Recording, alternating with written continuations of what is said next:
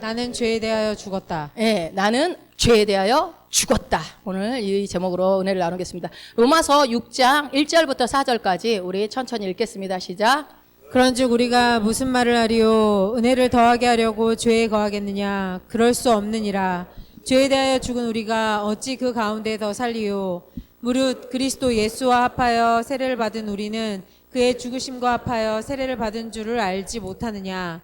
그러므로 우리가 그의 죽으심과 합하여 세례를 받음으로 그와 함께 장사되었나니 이는 아버지의 영광으로 말미암아 그리스도를 죽은 자 가운데서 살리심과 같이 우리로 또한 새 생명 가운데서 행하게 하려 함이라. 아멘, 아멘. 유대인들은요, 말씀과 반대되는 전통을 많이 가지고 있었습니다. 그래서 그것을 보시고 예수님이 말씀하신 게 있어요. 한번 봅시다. 마가복음 7장 13절입니다. 너희가 전한 전통으로 하나님의 말씀을 폐하며 또 이 같은 일을 많이 행하느니라 하시고. 예, 보니까 전통으로 하나님의 말씀을 폐했다. 전통으로. 그렇다면 여러분 우리는 어떨까요? 우리도 혹시 전통으로 하나님의 말씀을 폐한 것이 있지 않나 한번 생각해 봅시다. 복음을 믿으면서 전통을 근거로 해서 성경을 해석하는 거예요. 자, 우리 가운데 그런 게 있을까요? 없을까요? 특별히 죄와 관련된 영역에 있어서 우리가 전통을 근거로 해서 죄에 대해서 이야기를 한 경향이 많이 있습니다. 오늘 그걸 좀 볼 건데요. 성경은 예수님을 믿음으로 우리가 죄인이 아니라 죄인에서 뭐가 되었다고 그러죠? 의인이 되었다고 해요. 의인이 되었다고 그냥 선언합니다. 법적으로 선언합니다. 너희는 의인! 땅땅땅! 이렇게 선언을 하시죠. 그렇지만 이것을 의인이 되었다고 말하는 것을 여러분 믿는 사람들이 대부분일 것 같죠. 근데 생각보다 믿지 않아요. 내가 의인이라는 것을. 많은 크리스찬들이 서글프게도 여기 계신 분들은 다 내가 의인인 것을 믿으시죠. 예. 그래서 오히려 많은 그리스도인들 중에는요, 내가 죄인이라는 사실을 즐기고 있는 분들도 꽤 있습니다. 여러분 즐긴다는 표현이 좀 그렇긴 한데요. 굉장히 죄인이라고 내가 말하는 게 겸손하다고 느끼는 부분이 있나 봐요.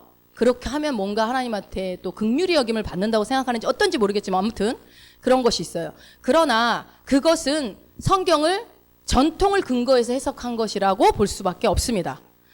왜냐하면요, 이제 우리는요, 사실 우리가 성경을 똑같이 보고 있지만요, 진짜로 성경에 근거해서 말해야 되고 성경을 근거해서 올바른 말씀의 진리를 깨달아 가야 되는데 말씀에 없는 얘기, 경험에 의한 얘기를 성경의 진리인 양 얘기하는 경우들이 있다라는 거예요. 그렇다면 우리는 어떻게 해야 됩니까? 여러분 성경에 근거한 것만 얘기하시면 돼요. 성경에 근거하지 않은 얘기들은 아무리 훌륭한 사람이 얘기해도 들으시면 안 돼요. 이해가 되시죠? 아무리 맞는 얘기를 할지라도 우리는 물론 이제 호응은 해줄 수 있으나 중요한 것은 어떻게 해요? 이 성경에 근거해서 말씀에 근거한 신앙인이 되어야 한다. 아주 중요한 부분이죠. 그래서 성경에서 복음이 무엇을 말하는지, 복음이 도대체 무엇인지, 그리고 바른 믿음이 무엇인지, 바른 온전한 복음이 무엇이고 바른 말씀이 무엇인지를 우리가 그것을 제대로 알고 그 은혜를 누리는 인생이 되기를 축복합니다. 예, 말씀을 제대로 알아야 그 말씀이 여러분의 삶 가운데 은혜로 풀어집니다. 제대로 알지 못하고 있으면 잘못된 결과들이 나오겠죠. 자, 오늘 본문은 은혜의 복음을 들었던 사람들, 은혜의 복음을 들었던 사람들이 하는 중요한 질문을 다루고 있어요. 그것은 뭐냐면 죄에 대한 얘기예요. 죄에 대한 얘기. 그래서 로마서를 통해서 믿음으로 옳게 되었다고 우리 지금 계속 봐오고 있어요. 오직 행위가 아니라 뭐다? 우리의 믿음으로. 여전히, 근데 언제부터 우리 주님이 나를 사랑하셨냐? 내가 여전히 죄인이었을 때부터 나를 사랑하셨고 그 사랑을, 십자가의 사랑을 나에게 보이셨다라고 얘기를 하죠. 성경에서 말하는 의로움은 행동에 관한 것이 아니라 뭐에 대한 것이라고 그랬죠? 의로움은 본성에 대한 얘기라고 했어요. 여러분 이거 잊지 마세요. 본성에 대한 것이다. 그래서 설사 우리가 행동으로 죄를 짓는다고 해도 우리 의로움의 본성에는 변화가 있다 없다? 절대 없다. 절대 없다. 여러분 이거는 잊어버리시면 안 돼요. 내가 행동으로 죄를 졌다 할지라도 나의 의로움이 사라진다 안 사라진다? 변하지 않아요. 사라지지 않아요. 그래서 제가 나비 얘기를 했잖아요. 나비가 쓰레기통에 앉는다고 파리가 되지 않고 늑대를 집에서 키운다고 개가 되지 않는 것처럼 그 본성이 그대로인 것처럼 우리는 어떤 행위로 의해서 의로워진 것이 아니기 때문에 우리가 믿음으로 그리고 그분이 나를 의롭다 해주셨기 때문에 우리의 어떤 행위에 따라서 우리의 본성이 달라지는 것은 아니다라고 로마서에서는 명확하게 얘기하고 있어요. 그러면 이제 이런 질문을 하죠. 야, 그러면 죄 지어도 상관없겠네. 아, 어차피 나의 본성이 안 바뀌는데 죄 지어도 뭐 괜찮지 않겠나? 이렇게 말씀하시는 분들이 있어요. 이제 말씀을 잘 모르시는 분들이 이렇게 얘기하죠. 그러면 맞습니까? 여러분? 아니, 당연히 안 맞는 말인데 또 이치적으로 보면 또 그런 것도 같아. 뭐 본성 안 바뀌면 죄 지어도 별 문제는 없네. 내 행위와 상관없이 그대로 나는 여전히 의로운 본성을 갖고 있다고 하니까. 그러나 그건 아니죠.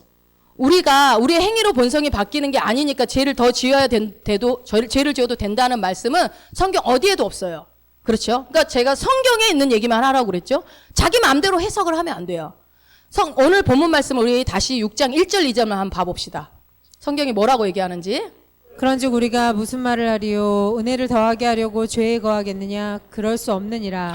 아멘. 죄에 대하여 죽은 우리가 어찌 그 가운데 더 살리요? 아멘. 바울은 확실하게 이야기하고 있어요. 뭐야? 우리가 죄 가운데 살아도 상관없다고 말씀합니까? 아니죠. 은혜를 더 많게 하기 위해서, 은혜를 더하기 위해서 죄에 거하겠느냐? 그럴 수 없다. 절대 그럴 수 없다라고 지금 얘기하고 있는 거예요. 사람들은요, 은혜를 막 크게 얘기하면 하나님의 은혜가 이렇게 큽니다라고 은혜를 얘기를 하면 죄를 부추긴다고 또 그렇게 해석을 해요. 아, 죄 지어도 된다는 얘기구나. 왜 그렇게 듣는지 모르겠어요. 하나님의 은혜가 크다고 했는데 왜 죄를 지어도 된다고 해석을 할까요? 참 이상해요. 그죠? 그러면서 하나님이 무조건적으로 나를 사랑한다며 내가 죄 지어도 뭐 아무 상관없는 거 아니에요? 무조건적으로 사랑하시는데? 라고 그런 질문을 하죠. 왜 그래요? 여러분 그러면 돼요, 안 돼요? 죄는 여러분 어리석은 거예요. 죄 자체는 어리석은 거라고요. 죄는 치명적이에요. 죄를 지면 어떻게 돼요? 우리의 삶이 엉망이 돼요. 사망의 결과를 낳아요. 죄로 인한 결과는 반드시 있습니다. 그렇기 때문에 우리 삶 가운데 사망이 역사하게 만드는 게 죄예요. 하나님이 우리에게 사망을 주는 게 아니라 죄의 결과가 그렇게 만든다는 겁니다. 마치 기차 철로 위에 차를 거기다 주차해 놓는 거예요. 지금은 기차가 안 오니까 상관없다고 생각하고 주차해 놓지만 그거는 어때요? 너무 위험한 행동이잖아요. 물론 우리가 철로 위에 주차할 자유는 있어요. 여러분이 죄 지을 자유는 있습니다. 내가 하고 싶은 대로 할 자유가 있어요. 하지만 그것은 철로 위에 주차를 한다는 것은 몹시 어리석은 짓이죠. 굉장히 어리석은 짓. 그건 뭐예요? 자신을 죽이는 행동입니다. 마치 우리가 운전을 할 때 카톡을 하거나 막 영화를 보고 있거나 문자를 주고받거나 그거 올바른 행동입니까? 사실 급할 때 우리가 뭐 하는 경우도 가끔 있지만 그거를 막 수시로 막 계속 영화 보고 막 카톡을 계속 주고받고 있다 보면 어떤 결과가 나올 수 있죠? 자칫 위험한 상황에 우리가 처할 수도 있고 사고가 날 확률이 굉장히 높아지는 거죠. 그러니까 사고를 유발할 수 있는 그런 환경을 우리가 제공하는 거예요. 사탄이 우리를 사망의 결과를 만들어낼 수 있도록 우리가 그 원인을 제공하는 꼴이 된 거죠. 하나님이 어떻게 나한테 이럴 수 있어가 아닙니다. 그렇죠? 그러므로 하나님의 은혜가 넘치고 여러분이 무엇이든지 할 수 있는 자유가 있지만 죄를 지으면 안 되는 이유는 왜요? 왜 그렇습니까? 죄는 어리석은 짓이기 때문에 그래요. 그렇죠? 그건 어리석은 짓이죠. 하나님은요 무조건적으로 우리에게 사랑을 베푸십니다. 하나님은요 그분 자체가 사랑이시기 때문에 우리에게 무조건적인 사랑의 은혜를 베푸시는 분이 맞아요. 그러나 하나님은요 무엇에 또 관심이 있냐면요 내가 죄를 짓는 것에도 관심이 많으세요. 왜 그럴까요?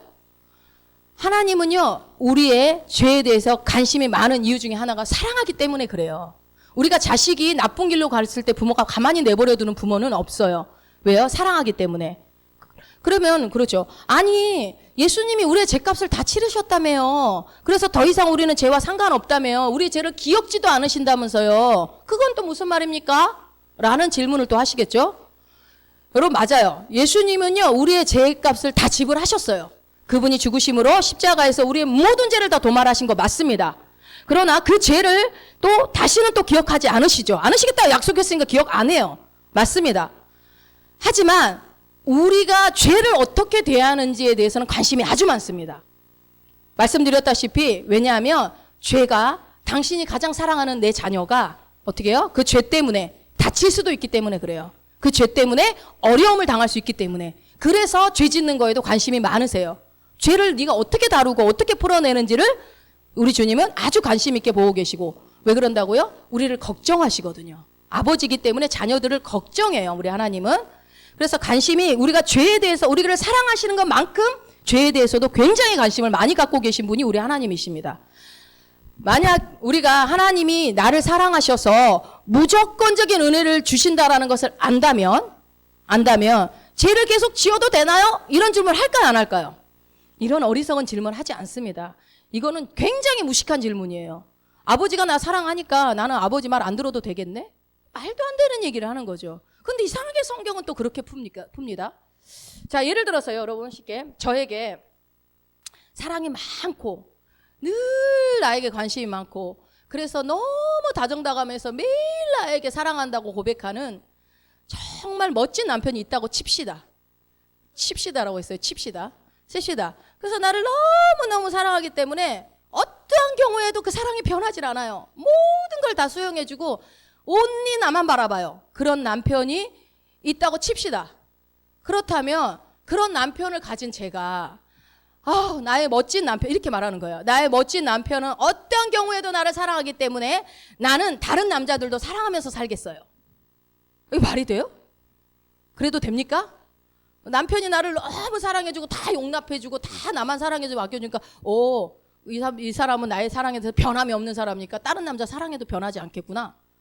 그러면 다른 남자를 사랑한다고 하면 인간은 근데 가만히 내버려 두지 않겠지만 아무튼 그렇게 말. 이건 너무 심각한 거죠. 그럴 수 없어요. 자, 오늘 본문 6장 1절도 다시 한번 읽어봅시다. 그런즉 우리가 무슨 말을 하리요 은혜를 더하게 하려고 죄에 거하겠느냐 그럴 수 없느니라. 그럴 수 없습니다. 그럴 수 없다고 명확하게 얘기합니다. 그럴 수 없어. 예. 은혜를 더하게 하라고 죄에 거하겠느냐? 이런 말이 나오는데 이거는 어디에 근거한 말이냐면요. 그 앞장에 5장 20절 말씀을 근거해서 이 얘기를 한 거예요. 한번 읽어봅시다. 율법이 들어온 것은 범죄를 더하게 하려 함이라. 그러나 죄가 더한 곳에 은혜가 더욱 넘쳤나니. 아멘. 죄가 더한 곳에 은혜가 넘친다. 그러니까 어떻게 어떤 사람도 이 말씀 보고 뭐라고 그래요? 야, 큰 은혜 받으려면 죄 지어야 되겠구나. 죄를 많이 지면 하나님의 은혜가 넘치겠구나. 저는 이런 사람 봤어요. 실제로 이렇게 얘기를 하더라고요. 왜 보세요. 말씀에 은혜가 죄가 많은 곳에 은혜가 넘친대잖아요. 이거는 똑같다니까. 내가 남편이 나를 너무 사랑하니까 다른 남자도 사랑해도 되겠네랑 똑같은 얘기라니까요. 그건 말도 안 되는데 이건 말이 됩니까? 하나님이 나를 너무나 사랑하시기 때문에 죄를 더하겠습니다? 이건 말이 안 되죠. 이런 잘못된 생각에 대해서 여러분들은 동의하지 않을 거라고 저는 믿습니다. 자, 어떠한 죄도 회개하면 주님이 용납해 주셔요? 용납 안 해 주셔요? 다 용납해 주세요. 우리가 다윗을 보면 알죠. 살인죄, 간음죄 하나님은 다 용납해 주시고 용서해 줘요. 회개하는 자에게. 그런 은혜를 베푸시는 우리 하나님이 계시다고 해서 그것이 죄를 지어도 된다는 거 생각한다고 말하면 안 되는 거죠. 죄를 지어도 되는 것은 아닙니다. 예를 들어 코로나 치료약이 있다고 코로나 치료약이 있으니까 코로나 걸려야겠네. 이런 사람이 있어요? 말도 안 되죠. 이게 얼마나 어리석은 말입니까? 코로나에 걸렸어도 치료약이 있어서 감사하다. 이렇게 하는 건 맞아도 코로나에 걸려야 되겠네라고 하는 멍청한 소리를 하는 사람이 어디 있어요? 아주 어리석고 미련한 사람이죠. 은혜가 우리를 자유케 했습니다. 그죠? 하나님의 은혜가 우리를 자유케 했는데 그 은혜를 더하게 하려고 또 죄를 더 범해야 되겠다? 그거는 말이 안 돼요. 그 죄로 다시 돌아가겠다? 그건 있을 수 없는 일이죠. 어리석은 일입니다. 그런데 여러분 우리가 알아야 될 게 있어요. 우리가 알아야 될 거. 나의 죄가, 여러분의 죄가, 우리의 죄가, 나의 죄가 나를 향한 하나님의 사랑에 영향을 줄까요? 안 줄까요? 내가 죄 지은 것 때문에 하나님이 나를 사랑하는 것에 영향을 받을까요? 안 받을까요? 전혀 받지 않습니다. 나의 죄가 나를 향한 하나님의 사랑에 영향을 주지 않아요. 여러분. 이거는 기억하세요. 내가 설사 죄를 짓는다 하더라도 하나님의 사랑은 변함이 있다 없다? 예, 여전히 변함이 없으세요. 여전히 여러분을 처음부터 끝까지 똑같이 사랑하십니다. 분명한 것은 문제는 근데 뭐냐면요. 내가 지은 죄는 누구한테 영향을 미쳐요? 예, 나한테 영향을 미쳐요. 하나님한테 영향 미치는 건 없어요. 어떤 행위가. 그러나 나에게 영향을 미친다는 거예요. 어떻게? 나에게 문제를 일으킬 수 있어요. 나에게 어떻게 해요? 어떤 사망의 결과들을 만들어낼 수 있어요. 그러니까 죄를 멀리하라고 얘기를 하는 겁니다. 많은 경우 여러분 한국교회 안에서 죄가 얼마나 무서운지에 대해서는 엄청 설교를 과거에 진짜 많이 했던 것 같아요. 죄가 얼마나 무서운지 압니까? 죄가 여러분을 집어삼킵니다. 죄 짓지 마세요 하면서 그것에 대해서 굉장히 강조하는 설교들이 많은 부분을 차지했다고 저는 생각을 해요. 그래서 굉장히 두려움 가운데 신앙생활 하시는 분들이 많았죠. 그러나 저는 그렇게 생각해요. 저도 그런 설교를 오랜 세월 동안 들어오고 한국교회 전반적으로 그런 설교들을 해왔었기 때문에, 그러나 저는 은혜를 더 강조해야 된다고 생각해요. 죄를 강조하기보다 은혜를 저는 더 강조해야 된다고 생각하는 게 뭐냐면, 왜냐하면 여러분, 사람들이 죄를 왜 범하는 줄 아세요? 죄를 무서워하지 않아서 죄를 짓는 것 같으세요? 아니요. 죄는 무서운 결과인 줄 알면서도 죄 짓는 사람들 많아요. 죄를 사람들이 범하는 이유는요, 왜 그러냐면요, 예수 그리스도께서 하신 일이 무엇인지 잘 이해하지 못해서 죄를 짓는 거예요. 가만히 여러분 한번 생각해 보세요. 말씀을, 복음을 제대로 모르기 때문에 내가 그렇게 제대로 살지 못하는 거지, 말씀대로 살아내지 못하는 거지, 죄를 무서웠다라고 얘기를 못 들어서 그렇게 죄를 짓는 게 아니라고요. 그러니까 어떻게 돼요? 여러분, 죄에 대해서는 처방이 어떻게 하면 처방을 되겠습니까? 죄가 병이라고 친다면 여러분, 처방전은 어떻게 주면 될까요? 죄를 이길 수 있는 처방전은요, 뭐예요? 복음이에요, 복음. 죄를 짓는 자는 마귀에게 속하기 때문에 마귀에서 벗어나는 건 복음밖에 없어요. 말씀, 복음의 말씀. 복음을 선포하면 죄를 어떻게 해요? 처방이 돼요. 죄를 처리할 수 있습니다. 즉, 죄에 대한 치료약이 있다고 한다면 그것은 두려움이 아니고 겁을 주는 게 아니고 뭐입니까? 하나님과 예수님이 우리 가운데 완성하신 그 사역에 대해서 온전히 이해하는 것이 죄를 이길 수 있는 힘입니다. 여러분, 이해가 되세요?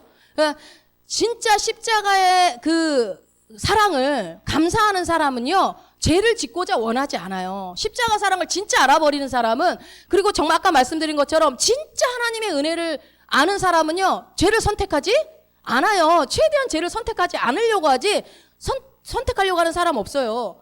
그런데 여러분, 하나님의 은혜가 크십니다, 은혜 하나님이십니다, 이렇게 말하는 것이 죄를 지어도 된다는 면허증은 아니에요. 은혜는 죄를 지어도 된다는 면허증이 아니라고요. 그렇죠. 오히려 은혜는 어떻게 해요? 우리를 경건한 삶을 살게 하고요, 죄를 짓지 않게 만듭니다. 그렇다면 왜 우리는 이렇게 경건한 삶을, 죄와 상관없는 경건한 삶을 살고자 노력해야 될까요? 왜 살려고 하는 걸까요? 왜 그럴까요? 여러분, 그렇게 하고자 노력하시죠. 굉장히 애쓰는 부분들이 있죠. 왜 그럴까요? 하나님의 축복을 받기 위해서입니까? 하나님한테 잘 보여서, 하나님을 기쁘시게 해서, 하나님의 마음을 감동을 해서 나의 기도 응답을 받고 하나님께 더 많은 복을 받기 위해서입니까? 한번 생각해 보세요. 나는 왜 이렇게 경건한 삶을 살기를 원하는 걸까? 그 하나님의 축복을 많이 받기 위해서 그건 그렇지 않죠. 왜냐하면요, 우리는요, 여러분, 이미 복을 다 받은 자예요. 믿으십니까? 우리는 이미 복을 다 받은 자라고요. 더 이상 뭔가를 더 받아야 될 필요는 없어요. 우리는 이것에 너무 이미 다 받은 사람은요, 할 일이 뭐가 있어요? 기뻐하고 감사하고 하나님께 영광을 돌리기 위해서 그러한 경건한 삶을 선택하는 일만 남아있어요. 알잖아요. 우리가 알잖아요. 무엇이 옳고 그른지 정도는 우리가 알아요. 그리고 내 안에 성령님이 또 가르쳐 주셔요. 그렇기 때문에 분별할 수 있어요. 여러분, 디도서 2장 11절 12절 말씀을 한번 보겠습니다. 모든 사람에게 구원을 주시는 하나님의 은혜가 나타나 우리를 양육하시되 경건하지 않은 것과 이 세상 정욕을 다 버리고 신중함과 의로움과 경건함으로 이 세상에 살고. 아멘. 무슨 말입니까? 하나님의 은혜가 나타났는데 그 은혜가 우리를 양육한대요. 은혜가 우리를 양육한대요, 여러분. 죄를 안 지어서 우리가 양육이 되어지는 게 아니고 은혜가 우리를 양육한다고요. 어떻게 해요? 세상 정욕을 다 버리게 하고 신중함과 의로움과 경건한 삶을 살게 만드는 게 뭐라고요? 은혜라고요. 은혜가 그렇게 한다는 거예요. 여러분, 그 은혜를 알면 우리가 성장할 수밖에 없겠죠. 은혜를 알면 죄를 지을 수가 없겠죠. 죄를 짓지 말라고 한다고 죄를 안 짓는 게 아니에요. 은혜를 알면 자연스럽게 죄를 선택하지 않는다는 거죠. 그러니까 은혜는 죄를 짓게, 은혜가 크니까 죄 지어도 되겠다가 아니라 죄를 짓게 만드는 것이 아니라 어떻게 해요? 죄를 이기게 만드는 게 은혜입니다. 아멘? 예, 은혜는 죄를 이기게 만듭니다. 그러니까 여러분, 우리가 얼마나 은혜를 더 크게 알아야 될지 이해가 되시죠? 로마서 6장 14절 15절도 한번 보겠습니다. 죄가 너희를 주장하지 못하리니 이는 너희가 법 아래에 있지 아니하고 은혜 아래에 있음이라. 그런즉 어찌하리요 우리가 법 아래에 있지 아니하고 은혜 아래에 있으니 죄를 지으리요 그럴 수 없느니라. 아멘. 여러분 은혜 아래에 있다고 두 번이나 강조하고 있잖아요. 똑같은 얘기 14절 15절 같은 얘기입니다. 다르게 표현하고 있지만 뭐예요? 죄가 주장하지 못하는 사람은 어떤 사람이래요? 은혜 아래에 있는 사람이에요. 죄 짓지 말라고 한다고 해서 죄를 안 짓는 게 아니라 은혜 아래에 있는 사람은 죄를 짓지 않는다고요. 아멘. 그러니까 우리가 은혜에 대해서 제대로 알아야 되겠죠. 자, 은혜 아래에 있다면 죄가 우리를 주장하지 않을 뿐만 아니라 죄를 짓지 않는다고 말씀할 것. 죄도 나를 주장할 수 없고 나도 죄를 따라가지 않는다는 거예요. 여러분 이 진리를 믿으십니까? 예, 확실하게. 그러니까 여러분들이 선택하려면 내 죄를 돌아오면서 어떻게 하면 이 죄를 안 짓지? 이 죄에 대해 집중하고 있으면 안 돼요. 하나님이 은혜에 집중을 하시면 돼요. 내가 어떤 은혜를 받았는가? 로마서 6장 2절 오늘 본문 말씀 하나 다시 한번 읽어봅시다. 그럴 수 없느니라. 죄에 대하여 죽은 우리가 어찌 그 가운데서 살리요. 여러분 우리는 어떤 자라고요? 죄에 대하여 죽은 자들. 오늘 제목이 나는 죄에 대하여 죽었다라고 했습니다. 우리는 죄에 대해서 죽은 자들입니다. 죄에 대해서 죽은 사람들이 죄로 다시 돌아가요? 돌아갈 필요가 있어요, 없어요? 돌아갈 필요도 없고 돌아갈 수도 없어요. 왜요? 우리는 죄에 대하여 죽은 자들이기 때문에. 믿으십니까? 여러분 이 부분에서 확실하게 계시가 열려져야 돼요. 근데 평생 죄 붙잡고 살면 안 돼요. 예수 믿는 사람이 죄에만 집중하고 있으면 의로운 삶을 언제 살아낼 거예요? 그죠? 자, 우리가 솔직히 전에는 죄의 본성을 가지고 있었던 건 맞아요. 죄의 본성 아래에 있었지만 그래서 성경은 뭐라고 그래요? 우리의 죄의 본성을 없애는 방법은요. 그 죄를 어떻게 해야 돼요? 죽어야 돼요. 죽어야 끝나요. 죄는 죽어야 끝나요. 반드시. 그래서 죄에서 죽어야 한다. 너희가 죄의 본성에서 이겨내려면 죄에서 죽어야 된다고 하지만 우리가 죽는다고 해결됩니까? 죄가 없는 어떤 분이 대신 죽어줘야 끝나는 게 죄란 말이에요. 죄의 본성. 그래서 성경은 예수님으로 말미암아 우리가 이미 죄에 대하여 죽었다라고 선언을 해요. 내가 죄를 안 지어서 죽어진 게 아니라 예수님 때문에 우리가 죄에 대해서 죽게 되었다라고 성경은 말해요. 여기서 여러분 죽었다라는 게 우리나라 말에서는 그냥 꼴까닥 생명 사라지는 그 죽었다의 의미로만 우리가 생각을 하지만 이 헬라의 원어의 의미에서는요. 이미 과거에 한 번 있었던 일이 다시 완성됐다는 의미가 있어요. 그러니까 완성의 의미가 있다고요. 그러니까 우리가 여기 말씀이 뭐래요? 그럴 수 없느니라. 죄에 대하여 죽은 우리가 어찌 그 가운데 살려까? 죄에 대하여 죽었다라는 거 뭐야? 완성이 됐다. 죄가 끝나버렸다. 우리한테 더 이상 상관이 없다. 끝나버렸다라는 의미가 있는 거죠. 다시요. 우리는 죄에 대하여 죽은 자입니다. 아멘. 예, 아멘. 이것을 말하는 것이 로마서 6장 3절 4절에서 이거를 구체적으로 설명하고 있는 거예요. 우리 다시 한번 로마서 6장 3절 4절 읽어봅시다. 무릇 그리스도 예수와 합하여 세례를 받은 우리는 그의 죽으심과 합하여 세례를 받은 줄을 알지 못하느냐. 그러므로 우리가 그의 죽으심과 합하여 세례를 받음으로 그와 함께 장사되었나니 이는 아버지의 영광으로 말미암아 그리스도를 죽은 자 가운데서 살리심과 같이 우리로 또한 새 생명 가운데서 행하게 하려 함이라. 아멘. 이거는 여러분 우리가 목사님한테 설교를 너무 많이 들어서 다 알고 있어요. 여기서 세례라는 거는 물을 몸에 담그는 거죠. 몸을 다 담그는 거죠. 그래서 정확한 표현은 침례가 맞습니다. 물에 푹 담그는 거니까. 근데 아무튼 이 세례는 물 속에 이렇게 잠기는 것을 지금 말하는 건데요. 무엇을 상징하죠? 죽음을 상징하죠. 죽음. 예, 물에 잠기는 침례는 죽음을 상징해요. 그래서 여기서 말하고 있는 예수 합하여 세례를 받은 우리는 그래서 이 세례는요. 누구와 함께요? 예수님과 함께 죽었다라는 의미로 말하는 거고. 그럼 물에서 나올 때는요. 예수님과 함께 다시 살았다라는 의미를 지금 얘기하고 있는 거죠. 로마서 8장 6절도 한번 읽어보겠습니다.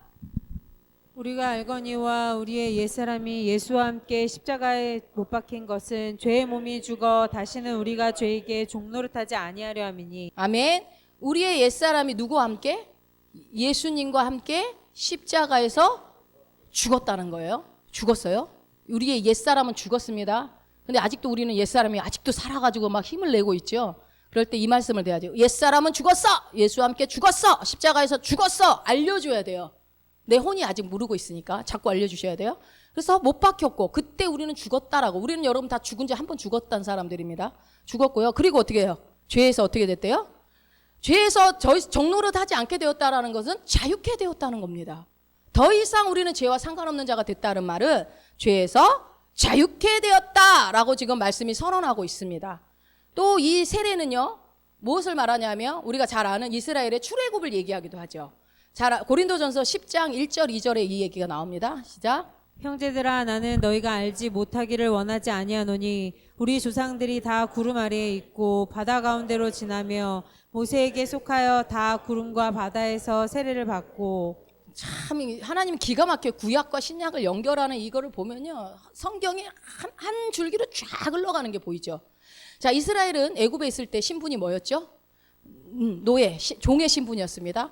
그래서 노예는 그러면 여러분 어떤 사람이에요? 공부할 수 없습니다.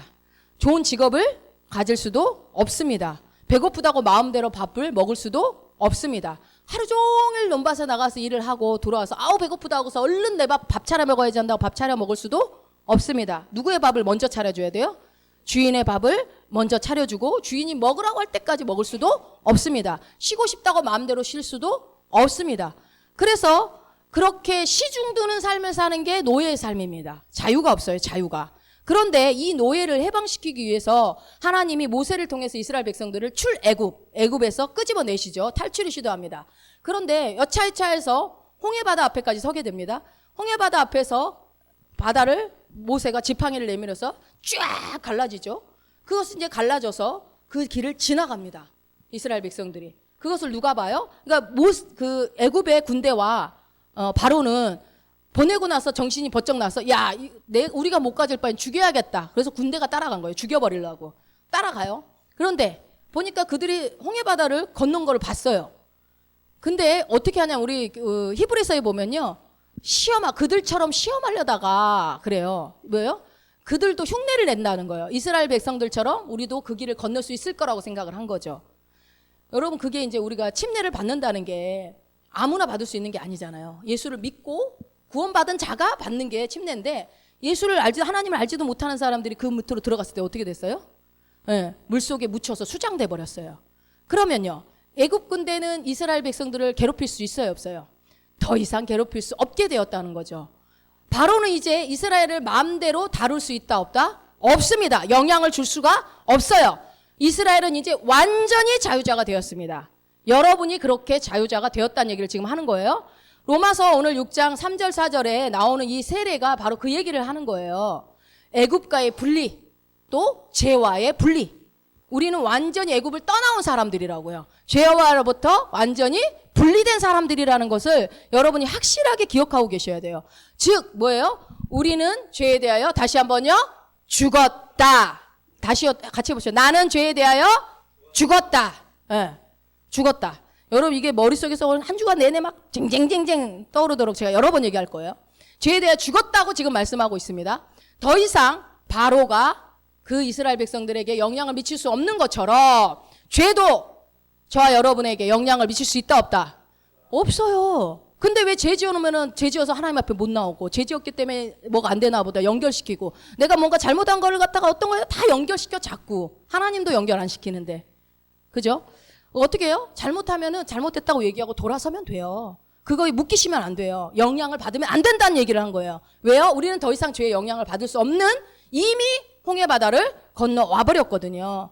죄에 대해서 죽은 자가 되었기 때문에 그렇습니다. 믿으십니까? 할렐루야! 예, 얼마나 감사합니까? 죄에 대해서 더 이상 상관이 없고, 죄에 대해서 우리가 다 분리되었고, 죄가 다 제거되었다라고 믿는 게 여러분 엄청난 자유가 와요. 엄청난 자유. 세상 사람들이 죄 때문에 산속에도 들어가고, 죄 때문에 자기를 학대하고, 죄 때문에 별짓을, 그래서 죄 때문에 그 죄를 못 이겨서 스스로 죽기도 하고. 여러분, 죄 때문에 묶여갖고 자기네들 스스로 해결 못 해가지고 얼마나 많은 안타까운 일들이 많이 있습니까? 그러나 예수 안에 오면 죄가 해방되어지죠.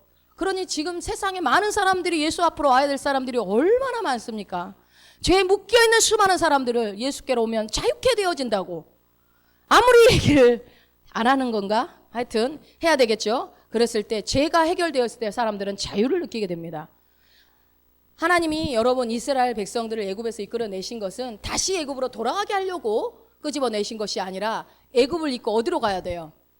가나안 땅인 약속의 땅으로 들어가라고 지금 말씀하시는 거예요. 여러분, 우리가 가야 할 곳은 어디예요? 우리가 가야 할 곳은, 그러니까 더 나은 곳으로 가야 된다고요. 애굽보다 더 나은 곳. 그러니까 내가 예전에 죄 가운데 있었던, 제 본생활에 있었던 그 삶보다 이제 더 나은 삶으로 우리는 계속 나아가야 되고, 그 삶이 기다리고 있어요. 근데 자꾸 뒤돌아보고 거기서는 생선 먹었는데 그때는 부추도 먹었는데 이러고 있으면 어떻게 해요? 그러면 안 되지. 옛사람에 묶여가지고 전진을 할 수가 없어요. 여러분 예수 믿는다고 해서 모든 축복을 다 누리는 게 아니라니까요. 가나안 땅에 다 들어가지 않았어요. 제2세대하고 요수와 갈렙만 들어갔습니다. 그것을 우리는 기억을 해야 돼요. 내가 하나님 앞에 예수 믿는 자로 구원받은 자로 살아가게 된다면 더 나은 곳에 삶까지 누리다 가야 되지 않겠습니까? 분명히 그 삶은 예비되어져 있고 우리가 누릴 수 있는데 그 약속의 땅, 우리가 가야 할 그 좋은 곳, 더 나은 곳, 그것은 누구한테만 해당되는 거냐? 죄에 대해서 죽은 자들에게만 해당되는 것입니다. 그것에 대해서 여러분이 생각이 바뀌지 않으면, 죄에 대해서 내가 죽은 자라는 걸 확실히 믿지 않는다면 아무리 가나안 땅에 약속의 땅에 주어졌어도 여러분 누리지 못해요. 그 옛사람을 뒤돌아보느라고 1세대들처럼 아무리 내가 너의 하나님이고 내가 너에게 모든 것을 주겠다고 해도 믿지를 않아요. 그러면 믿지 않으면 어떡합니까? 어떻게? 그래서 이제 이런 얘기들을 하잖아요. 우리도 많이, 여러분 죽어야 됩니다. 여러분이 죽어야 됩니다. 여러분이 아직 덜 죽어서 그래요. 빨리 죽으세요. 얼른 죽으세요. 얼른 죽어야 합니다. 죽여 주시옵소서. 주님. 이렇게 이제 기도를 많이 하죠. 죽여야 돼. 아직 덜 죽어서 그렇다고 그러니까. 저도 그런 생각 많이 해요. 나는 언제 죽을 수 있을까? 근데 아무리 죽으려고 해도 안 죽어지더라고요. 그래서 안 되나벼. 나 이렇게 살다 죽을려나 보다. 저 이런 포기들을 되게 많이 했어요. 안 죽었나 보다. 근데 여러분, 이거 되게 비성격적인 말씀인 거 아세요? 왜 그래요? 갈라디아서 2장 20절 아시죠? 한번 같이 읽어봅시다. 성경에서 뭐라고 그러는지. 내가 그리스도와 함께 십자가에 못 박혔나니 그런즉 이제는 내가 사는 것이 아니요 오직 내 안에 그리스도께서 사시는 것이라. 이제 내가 육체 가운데 사는 것은 나를 사랑하사 나를 위하여 자기 자신을 버리신 하나님의 아들을 믿는 믿음 안에서 사는 것이라. 아멘. 내가 그리스도와 함께 십자가에 못 박혔다라는 말은 못 박혔는데 어떻게 살아요? 죽었지. 예수님과 함께 못 박혀서 죽었다고요. 아까도 뭐 어떤 말씀이 있었죠? 못 박혀서 우리가 죽었다라고 그랬잖아요. 로마서 6장 6절에 우리가 알거니와 우리의 옛사람 예수와 함께 십자가에 못 박힌 것은 죄의 몸이 죽어 다시는 이러고 나왔어요. 어쨌든 거기에도 우리는 십자가에 옛사람이 못 박혀 죽었다고요. 여러분 옛사람은 죽었어요, 살았어요? 죽었어요. 이미 죽었어요. 이미 죽었는데 왜 자꾸 죽으라고 그래요? 이미 죽었는데 더 이상 옛사람은 존재한다, 존재하지 않는다? 존재하지 않아요. 그런데 우리가 그 옛사람 죽이려고, 그 옛사람을 어떻게 바꿔보려고 얼마나 노력하고 쓸데없는 시간을 낭비하고 살았는지 여러분 이제 확실하게 알고, 자, 그러면 옛사람이 죽었으면 우리는 무슨 사람이 되었어요? 새로운 피조물이 되었습니다. 아멘. 예, 우리 새로운 피조물의 선포를 한번 해봅시다. 고린도후서 5장 17절 시작. 그런즉 누구든지 그리스도 안에 있으면 새로운 피조물이라. 이전 것은 지나갔으니 보라 새 것이 되었도다. 새 것이 되었도다. 아멘. 여러분의 인생의 주제 구절입니다. 자, 그런즉 누구든지 그리스도 안에 있으면 뭐라고요? 새로운 피조물. 여러분은 그리스도 안에 있는 존재예요. 그리스도 안에, 예수 안에 여러분은 울타리가 쳐져 있어요. 예수 안에 존재하고요. 그래서 이전 것이 뭐예요? 옛사람은 죽었다. 옛사람은 지나가버렸다. 끝나버렸다. 그래서 뭐가 되었다 이제? 새거다. 새삥이다. 새삥. 여러분 새로운 피조물. 새 것이 되었다. 새 것이 되었으면 새 곳에 집중해야지 왜 자꾸 옛날 것에 집중하고 있어요? 절대 그런 거에 시간 낭비하지 마세요. 이제 앞으로 누릴 것도 너무 많아 죽겠는데 맨날 옛날 것 들여오다 보다 인생 낭비하지 마시고, 옛사람은 죽었습니다. 자꾸 선포하세요. 자꾸 옛사람이 꾸물꾸물 올라오려고 그러고 자꾸 마귀가 생각을 줘서 자꾸 끌고 가거든요. 여러분 성령님은 그렇게 안 해요. 마귀가 생각을 그렇게 줘서 끌고 가는 거지 내가 하던 습관이 있기 때문에. 그러나 계속 생각을 새롭게 하면요, 성령님이 더 많이 점령하게 되면 마귀가 어떻게 하지 못해요. 그러므로 어떻게 해요? 옛사람은 죽었다. 옛사람은 함께 모두 죽었다. 죄도 죽었다. 그래서 나는 새로운 피조물이다. 이것을 여러분이 이것만 기억하고 있어도 여러분의 삶에 많은 부분에서 자유가 옵니다. 자, 그렇다면 이 새로운 사람, 새로운 피조물이 되었고, 이것을 다른 말로 하면 여러분은 하나님의 사람입니다. 하나님의 값으로 사신받은 존재들이에요. 그래서 너는 내 거야 라고 하나님이 여러분을 그냥 사버렸어요. 여러분은 피값으로, 예수님 피값으로 이미 사신바 되었기 때문에 내 거라고 주장할 이유가 없어요. 그리고 하나님 거인 게 훨씬 편하고 좋아요. 주장할 필요도 없어. 얼마나 하나님이 내 거라고 해준다는데 하나님이 뭐 내가 아쉬워서 우리 같은 사람을 내 거라고 하겠어요. 뭐가 가치가 있어야지 뭐 내 것이라 아무 가치도 없는 나를 내 거라고 해주니까 그거 얼마나 감사해요. 일부러 하나님 저는 하나님 겁니다. 하나님 겁니다. 그냥 들러붙는 게 더 좋겠죠. 어쨌든 우리는 하나님의 소유가 되었어요. 그러면 하나님의 사람으로서 어떻게 살아야 돼요? 하나님의 사람은 새로운 피조물은 새 언약의 백성들은 어떻게 살아야 될까요? 로마서 6장 11절입니다. 이와 같이 너희도 너희 자신을 죄에 대하여는 죽은 자요 그리스도 예수 안에서 하나님께 대하여는 살아있는 자로 여길지어다. 아멘. 여러분 어떻게 살아야 돼요? 죄에 대해서는 어떻게 하라고요? 죽은 자. 죄와 상관없는 자다. 나는 죄에서 죽었다라는 거 자고 그리스도 예수 안에서는요. 하나님께 대하여는 살아있는 자로 여길지어다. 여러분 말씀이 다 알려주고 있어요. 여러분이 누군지 어떻게 살아야 되는지. 우리는 예수님과 함께 죽었지만 또 예수님과 함께 산 자가 되었습니다. 그래서 여기서 여러분 제가 빨간 글씨로 여길지어다 라고 되어 있죠. 이 여길지어다가 여러분 어떤 느낌이세요? 우리나라 말은 이 여길지어다가 왠지 그냥 아닌데 뭔가 그렇게 하는 것처럼 생각하라고 아닌데 그 긴 걸로 이렇게 생각을 하라고 그런 느낌이 좀 강해요. 그런데 여러분 이 여길지어다가 헬라어로는 로기조마이라고 하는데요. 이 로기조마이의 뜻이 무슨 뜻이냐면 이게 회계 용어예요. 회계. 잘못해서 이 회계 말고 이렇게 정확하게 계산하고 정산하고 따져서 수치를 정확하게 내서 결과를 만들어내는 그 회계. 이 회계 용어로 쓰는 게 이 로기조마이거든요. 그래서요. 이 로기조마이는 무슨 뜻이냐면 불확실한 것이 없도록 재고나 내역을 정확하게 상세히 점검해서 조사해가지고 점검해서 그 결과를 내는 것이 이 로기조마이라는 뜻이에요. 그러면 여러분 여기서 하나님께 대하여 산자로 여길지어다 라는 말이 무슨 말이겠어요? 그러면 실제가 아닌데 실제처럼 생각해라? 그거 아니고 뭐예요? 진짜 실제라는 거예요. 여러분은 하나님 앞에서 산자가 되었다는 것을 진짜 실제로 여겨라. 리얼 팩트다. 또 단어 리얼 수루 완전히 진짜 진리다. 여러분 하나님 안에서 산자입니까? 아멘 하셔야죠. 성경에서 그렇다고 하니까. 그렇죠?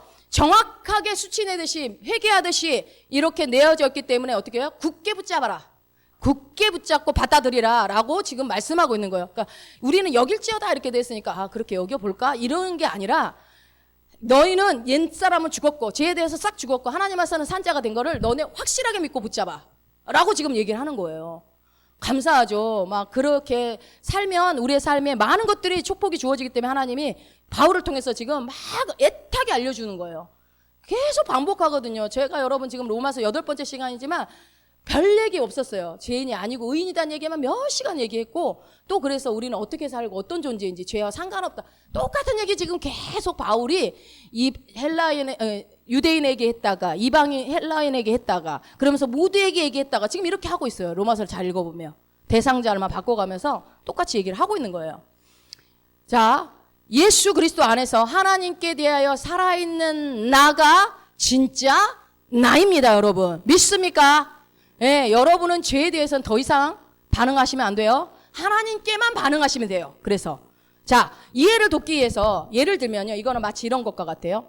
은행에 여러분의 통장에 국민은행이든 어디 뭐 신한은행이든 통장에 10억이 있다고 해봅시다. 10억이 있어요. 그러면 여러분이 그 10억을 내 손에 10억이라는 현금이 없어도 무엇을 들고 카드를 들고 다니면서 어떻게 할 수 있어요? 10억이 있는 사람처럼 할 수 있어요, 없어요? 있어요. 뭐 카드 하나에 솔직히 그게 뭐 돈이냐 이렇게 싶지만 우리는 그 실제로 갖고 와서 그 10억을 다 쓸 수 있잖아요. 현금이 꼭 주어져서가 아니라 그런 것처럼 내가 통장에 있는 10억이 있다는 것을 믿고 이 카드를 들고 다니면서 10억을 가지고 있는 사람처럼 행동을 하듯이 여러분 로마서 6장 11절을 우리 다시 한번 읽어봅시다. 이와 같이 너희도 너희 자신을 죄에 대하여는 죽은 자요 그리스도 예수 안에서 하나님께 대하여는 살아있는 자로 여길지어다. 예, 그렇게 하라는 거예요. 이 말씀이. 통장에 10억 있는 거 믿고 마음대로 쓰듯이 여러분이 하나님 안에서 산자가 되었다는 것을 믿고 그 삶을 누리라고 지금 얘기하고 있는 겁니다. 여러분, 그러니까 이거를 잊어버리지 않고 인식하는 게 되게 중요해요. 그래서 매일 말씀을 묵상하고 기억해야 돼요. 잊어버리면 나한테 얘기해요. 야, 아니잖아. 너는 죄에 대해서 죽었잖아 하고 자기한테 얘기해주면 되는 거죠. 누가 얘기 안 해주면 내가 스스로 얘기해줘야죠. 여러분, 우리가 죄에 대해서는 죽고 예수 그리스도 안에서 하나님께 대하여 살아있는 자라는 것은 실제입니다. 리얼, 실제입니다. 이 말씀 꼭 붙잡으세요. 그래서 다시 한번요. 나는 죄에 대하여 죽은 자다. 한 번 더. 나는 죄에 대하여 죽은 자다. 아멘. 은혜는 죄를 지어도 된다는 허가증이 아닙니다. 면허증이 아니에요. 오히려 은혜는 죄를 주장하지 못하게 합니다. 죄가 나를 주장하지 못하게 만드는 힘이 은혜입니다, 여러분. 그러니까 여러분, 내가 자꾸 반복되는 죄가 있을 때는 어떻게 하면 돼요? 하나님이 나에게 어떤 은혜를 베풀었는지 은혜를 계속 묵상하면 되겠죠. 자, 우리는 예수 그리스도를 믿음으로 죄에 대하여는 죽었고 하나님의 생명 안에 사는 자가 되었습니다. 그것이 우리의 현재, 지금, now 현재 사고 방식이 되어야 합니다. 여러분, 하나님에게 살아있는 자라는 게 무슨 뜻이냐면요. 하나님의 생명 안에서 사는 자라는 거예요. 내 안에 누구의 생명이 있어요? 하나님의 생명, 조의 생명이 있어요. 구원받을 때 하나님의 생명이 내 안에 들어왔어요. 하나님의 능력도 같이 들어왔어요. 하나님의 모든 그분의 할 수 있는 능력들이 내 안에 이미 들어와 있기 때문에 여러분, 우리가 하나님에 대해서 산 자라고 그렇게 살아야 된다라고 얘기한다는 것은 무슨 말이냐면 그렇게 하나님의 생명 안에서 그 생명을 누리고 살아가라고 지금 얘기하고 있는 겁니다. 여러분, 예수님이 십자가에 죽을 때 나도 같이 죽었어요, 안 죽었어요? 같이 죽었어요, 여러분. 그럼 예수님이 살아날 때요, 나도 같이 살아났어요. 예수님이 하나님 우편에 앉으실 때 나도 같이 앉았어요. 그래서 우리의 원래 위치는 어디예요? 하나님 보좌 우편이 우리 자리예요. 예수님이 앉은 그 자리가 내 자리입니다. 지금 원래 우리 자리가 거기 있어요. 우리는 그래서 여기에 속한 사람이 아니고 하늘에 속한 자예요. 시민권이 하늘에 있다는 얘기가 그 얘기예요. 우리가 이 땅에 있지만 그 하늘의 위치에 내가 원래 위치라고요. 근데 나 여기 있는데 영의 위치, 거듭난 영의 위치. 그래서 제가 수요예배 때 예수님이 어떻게 해서 거기 가서 제사를 드려서 피로 다 했는지 아주 자세하게 설명을 해드렸죠. 잊어버리신 분들은 다시 말씀을 찾아서 들으시고. 그래서 우리는 지금 어디에 있냐면요, 예수님 안에 있어요. 여러분, 이것만 기억하셔도 굉장히 삶에 많은 부분이 계시가 열립니다. 예수님 안에 있어요. 그러니까 여러분, 그래서 예수 이름으로 떠나가라 할 때도 여러분 뭐라고 했어요? 예수 이름을 우리가 도구로 사용하는 게 아니라고 그랬죠. In the name of the Jesus, in the name of Jesus. 그래서 예수 이름 안에서 명령한다는 거예요. 우리나라 말로는 예수 이름으로라고 얘기하지만 원래 뜻은 뭐예요? 내가 예수 이름 안에 있기 때문에 내가 명령할 때 이 말은 들어야 돼. 이 말이 있는 거예요. 그러니까 꼭 예수 이름으로 떠나갈지어다 뭐 이렇게 해야지만 떠나가는 건 아니고, 여러분이 예수 이름 안에 있다는 것을 믿으면요, 예수 이름으로 말 안 해도 꺼져. 해도 꺼져요, 안 꺼져요? 꺼지는 거예요. 꼭 그 얘기 안 해도, 내가 예수 이름 안에, 내가 예수 안에 있다는 것을 믿기만 해도. 근데 여러분, 우리는 누구 안에 있다고요? 예수 안에 있어요. 그러므로 하나님은 이제 그리스도 안에서 살아있는 자로 여러분을 봅니다. 네. 여러분이 그리스도 안에 있기 때문에 하나님이 나를 어떻게 본다고요? 죄에 대하여 죽은 자로 본다고요. 그리고 하나님을 향해서는 살아있는 자로 본다고요. 네. 하나님은 여러분을 영만 봐요. 여러분의 영만. 아직 성화되지 못한 혼을 보면서 지적하고 그런 하나님이 아니에요. 하나님은 영이시니 예배하는 자가 영과 진리로 예배하라고 그러죠. 그분은 영으로만 교제하는 분이에요. 영이시기 때문에. 그래서 여러분의 영만 봐요. 그럼 어떻게 해야 돼요? 내가 뭘 해야 돼요? 영을 활성화시키면 돼요. 영의 기능을 계속 강화한 만큼 여러분의 삶에 하나님의 그 생명이 풀어집니다. 내 영을 강화시켜야 돼요. 그 영을 강화시킨다는 게 뭡니까? 이 말씀처럼 내가 하나님의 생명을 가지고 있구나. 그 하나님의 생명은 나의 것이구나. 그래서 하나님이 나와 항상 함께하고 계시구나. 그 하나님이 나를 붙들고 계시는구나. 그러니 나는 안전한 자구나. 여러분, 칼이 의사 손에 붙들리면요, 뭐가 돼요? 수술도구가 돼요. 그래서 사람을 살려냅니다. 그러나 그 칼이 강도의 손에 붙들리면요, 살인도구가 됩니다. 누군가를 죽일 수 있고 해칠 수 있는 무기가 돼버려요. 그런 것처럼 우리는 누구의 손에 붙들렸다고요? 하나님 손에 붙들린 자가 되었습니다. 아멘. 하나님 손에 붙들린 자가 되었다는 것은 여러분은 의의 병기라는 뜻이에요. 여러분이 원하건 원하지 않건 여러분이 예수 안에 있다면, 하나님의 생명 안에 있다면 여러분 하나님 손에 붙들린 자들이고 하나님의 의의 병기가 된 것입니다. 그러면 여러분이 인식해야죠. 아, 나는 의의 병기구나. 나는 어디를 가든지 내가 하나님의 대신해서 그리스도의 대사로서 나는 사용되어지는구나. 이 생각을 여러분이 갖고 계신다면 솔직히 실제적으로 우리가 무엇을 먹고 마시고 물질은 이거는 사실 그렇게 중요한 문제는 아니에요. 그건 우리한테 고민하라고 한 적이 없어요, 성경에. 오히려 하지 말라고 그러죠. 그 이방인도 아빠 없는 사람들이 하는 고민이라고 그러죠. 근데 우리가 그거 안 해야지라고 할 필요도 없어요. 내가 의의 병기라는 것을 인식하고, 내가 말하는 것이 예수님을 대신하는 것이고 내가 하는 모든 일들이 예수님을 대신해서 내가 하는 것이다라는 것을 여러분이 확실하게 기억하고 있다면 굳이 내가 그렇게 해야지 하지 않아도, 그걸 안 해야지 이렇게 무엇을 먹을까 마실까 입을까 고민 안 해야지 이런 거 할 필요도 없는 거예요. 아버지가 있어서 책임지시니까요. 그래서 우리는 의의 병기이기 때문에 이것이 바로 뭐예요? 죄의 법 아래에 있는 것이 아니라 은혜의 법 아래에 있는 사람들의 모습인 거예요. 여러분 더 이상 이제 죄의 법 아래서, 죄와 사망의 법 아래에 있는 자들이 아닙니다. 생명과 성령의 법 아래서 그 생명을 누리는 자가 되었음을 확실하게 인식하셔서 나는 이제 더 이상 죄에 대하여 상관이 없다, 죄에 대하여 죽었다라는 것을 명확하게 아시고, 마지막 여기 보시고 여러분을 축복합니다. Dead to sin. 어떻게 해요? 죄에 대하여 죽었습니다. 다시 한번 우리 읽어볼까요? 나는 죄에 대하여 죽었습니다. 그래서 죽었고 하나님의 손에 붙들린 바 되었습니다. 하나님께 대하여 살아있는 자인 것입니다. 이것이 계시적으로 여러분의 삶 가운데 인식되어지게 되어서 여러분의 인생 가운데 그 하나님의 생명이 풀어지기를 예수님의 이름으로 축원드립니다. 아멘.